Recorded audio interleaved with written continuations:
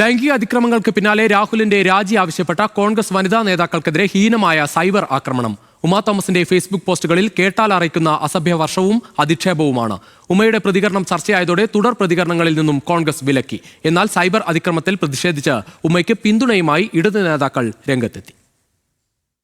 സ്ത്രീകൾക്കെതിരായ അതിക്രമം നടത്തുന്നവർ പാർട്ടിയിൽ തുടരാൻ പാടില്ല എന്നായിരുന്നു ഉമാ തോമസ് MLA നിലപാട്. പിന്നാലെ ഉമയുടെ സമൂഹ മാധ്യമ അക്കൗണ്ടുകളിൽ കോൺഗ്രസ് സൈബർ പോരാളികളുടെ മനുഷ്യത്വ വിരുദ്ധമായ അധിക്ഷേപവും അസഭ്യവർഷവും.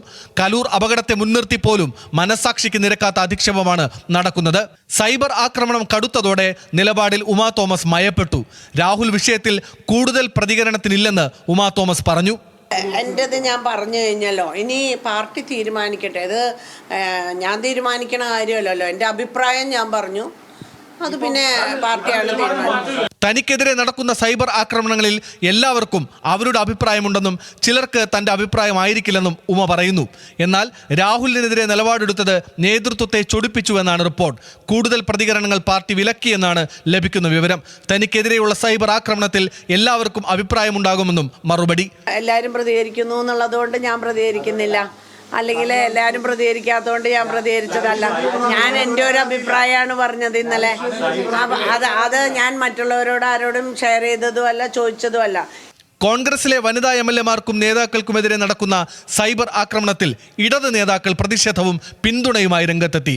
ഉമാ തോമസിനെതിരെ നടക്കുന്നത് ഹീനമായ സൈബർ ആക്രമണമെന്നും ശക്തമായ പ്രതിഷേധം അറിയിക്കുന്നതായും മന്ത്രി MB രാജേഷ് പറഞ്ഞു. ഇത്ര ഹീനമായ വ്യക്തിഹത്യ കോൺഗ്രസ് അണികളല്ലേ നടത്തുന്നത് ഉമാ തോമസിനെതിരായിട്ട്. ആ വ്യക്തിഹത്യയെ ഞാൻ ശക്തമായിട്ട് അപലപിക്കുകയാണ്. ഇത്തരമൊരു സംഘത്തെ കോൺഗ്രസ് നേതൃത്വം വളർത്തിയെടുത്തിരിക്കുകയാണ്.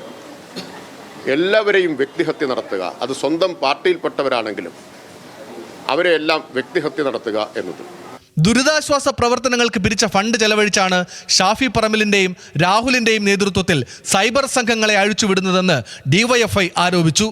കേരളത്തിലുടനീളം ഇവരുടെ ഈ സൈബർ ടീം കുറച്ച് സോഷ്യൽ മീഡിയ പ്ലാറ്റ്ഫോമിൽ അവർക്കുള്ള കുറച്ച് സ്വാധീനം ഈ ഫേക്ക് ഐഡികളൊക്കെ ഉപയോഗപ്പെടുത്തി എന്തും പറഞ്ഞ് ആരെയും ആക്ഷേപിച്ച് ഞങ്ങൾക്ക് ഇനിയും ഇവിടെ നിലനിന്ന് പോകാം എന്നാ ഇവർ കരുതുന്നത്. ഉമാ തോമസിനെ കൂടാതെ ഷാനിമോൾ ഉസ്മാൻ, ബിന്ദു കൃഷ്ണ തുടങ്ങിയ നേതാക്കൾക്കെതിരെയും സമാനമായ രീതിയിൽ സൈബർ ആക്രമണം നടക്കുന്നുണ്ട്. പാർട്ടി നേതാക്കളുടെ കുടുംബാംഗങ്ങൾക്കുൾപ്പെടെ ദുരനുഭവം നേരിട്ടെന്ന വെളിപ്പെടുത്തൽ നിലനിൽക്കുന്നുണ്ട്. വിഷയത്തിൽ ഗൗരവത്തോടെ ഇടപെടാൻ പ്രിയങ്ക നിർദ്ദേശം നൽകി. ഗുരുതര സാഹചര്യത്തിലും നിലപാടെടുക്കുന്ന സ്വന്തം പാർട്ടിയുടെ നേതാക്കളെ വേട്ടയാടുകയാണ് ഒരു കൂട്ടം കോൺഗ്രസ് സൈബർ വെട്ടുകിളികൾ. അതേസമയം രാഹുൽ മാങ്കൂട്ടത്തിലിന് എതിരായ പ്രതിഷേധം കടുപ്പിക്കുകയാണ് SFIയും DYFIയും. പാലക്കാട് SFIയുടെ നേതൃത്വത്തിൽ പ്രതീകാത്മക സെൽഫ് ഡിഫൻസ് പ്രതിഷേധ സമരം നടന്നു. News desk, news Malayalam.